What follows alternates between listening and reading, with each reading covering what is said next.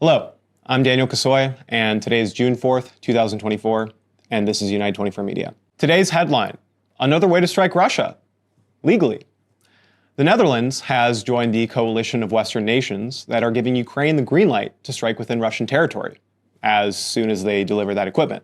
Ukraine can strike military targets in Russia using Dutch F-16s. The Minister of Defense of the Netherlands, Kajsa Ollongren, told Politico that they would not impose limitations, as was the case with the Belgians.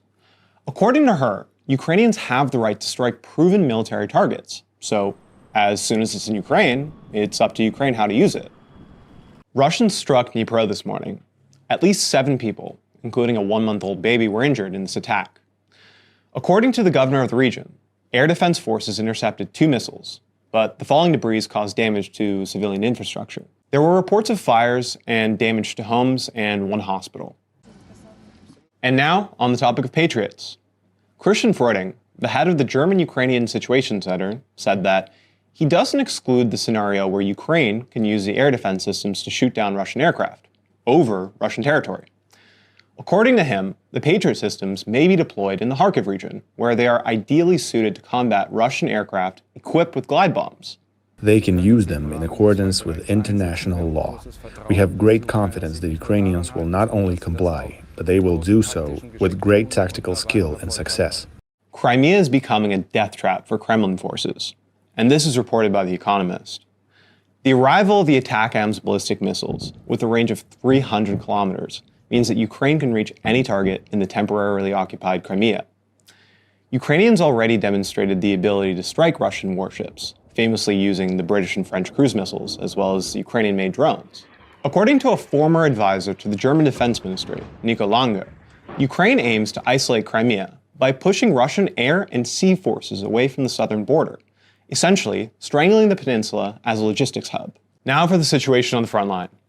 The General Staff of the Armed Forces of Ukraine reports that Russian forces continue their offensive operations, which are intensifying on the Pokrovsk and Kupiansk axes. Their offensive attempts are again being prevented by Ukrainian defenders, and they are inflicting heavy losses on the Russian forces. Here, you can see for yourself in our latest report.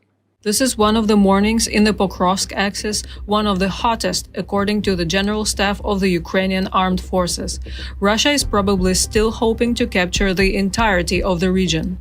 Only yesterday, more than 30 Russian attacks took place there, but because of accurate strikes of Ukrainian forces, the Russians lost both equipment and personnel.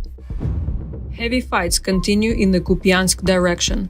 There were more than 10 Russian attacks on the positions of Ukrainian defenders, in particular in the areas of Stelmachivka, Berestove and Terny. Over the last day alone, enemy losses in this area amounted to almost 61 persons. And the soldiers of the 3rd Assault Brigade showed what one of the Russian positions near Terny looks like. This GoPro footage was published a few days ago.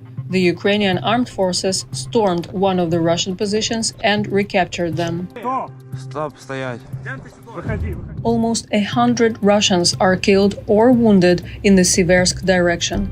Ukrainians also destroyed their tanks, an artillery system, and other equipment.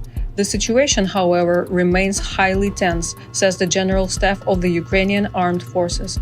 Yesterday, up to 15 attacks were repelled by Ukrainian defenders.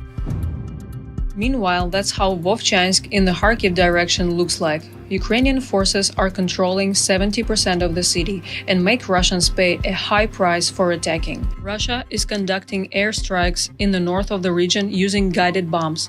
However, as in other parts of the front line, the enemies are receiving a strong response from the Ukrainian defense there. Meanwhile, Germany's Chief of Defense, General Carsten Breuer, told Reuters that Ukraine needs more surface-to-air missiles to fight Russia. Well, what we see is that Ukraine is or needs air defense, and I would say air defense and air defense, and of course artillery ammunition and weapon systems to fight against Russia in this unprecedented attack Russia has started in 22. I think the situation is pressing for Ukraine, but what we still see there is a stalemate at the front line, and not very much movement in there. Ukrainian defenders struck a convoy of Russian military trucks in Russia's Kursk region. This video was published by Deep State. The convoy was stopped 3 kilometers away from the Ukrainian border. Fighters from the 53rd Mechanized Brigade and the 103rd Territorial Defense Brigade took advantage of the situation, using drones to destroy the enemy trucks. And to another successful strike, this time by Ukrainian Special Forces. They released a video showing the destruction of a Russian Gasta 2E2 mobile radar station. This incredibly expensive radar station was designed to control airspace and identify air targets, including those flying at very low altitudes. And here we have another example of Russian soldiers filming themselves committing war crimes, this time in the Kharkiv region. The video reveals beatings, threats, and a mock execution. Suffice to say, they're all in direct violations of the Geneva Convention. The Commissioner for Human Rights of the Verkhovna Rada of Ukraine, Dnipro, reported that this treatment of Ukrainian prisoners is not an exception to the rule, rather a common tactic used by Russia. All these cases of abuse, which again are available because of Russians themselves, have been documented in official letters sent to the Red Cross and the United Nations. The Philippines will participate in the Peace Summit in Switzerland. During his official visit to the Philippines, Volodymyr Zelensky met with the President, Ferdinand Marcos Jr., marking the first ever meeting between the leaders of the two nations. I'm happy to hear today from you that you participate our peace steps to the peace. That's real thing. What really want our people just to bring peace to our homes. Yes, and thank you for participation of Peace Summit. That's very strong signal. Like I said, we have for today more than 100 countries. 107 countries and international organizations have confirmed their participation in the Peace Summit. This was said by presidential spokesman Serhiy Nikiforov. The summit will take place in Switzerland on the 15th to 16th of June. Last weekend, President Zelensky arrived at Asia's premier defense summit, the Shangri-La Dialogue, in Singapore, where he invited the Asia-Pacific leaders to join the first global peace summit. However, this did not include the opportunity to meet with the Chinese delegation. Previously, he called on China's leaders to take part in the event. Answering questions during the press conference, though, Zelensky said that Russia was using China's influence to the region to disrupt the summit. Additionally, he talked about the limited use of U.S. weaponry on targets in Russia. We are thankful to President Biden for allowing us to use HIMARS on the border territories in the Kharkiv region. But are HIMARS enough? No. The airfields from which Russia constantly bombs Ukraine are safe in the knowledge that Ukraine doesn't have the systems to strike back.